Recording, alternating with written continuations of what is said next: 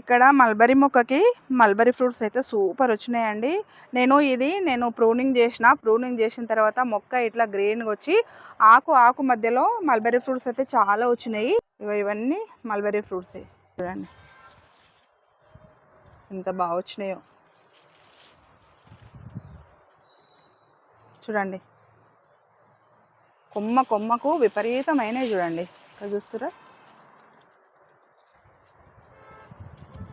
ఇక్కడైతే ఇంకా గుత్తులుగా వచ్చినాయి. ఇక్కడ చూడండి ఇవన్నీ అవే. ఇక్కడ చూడండి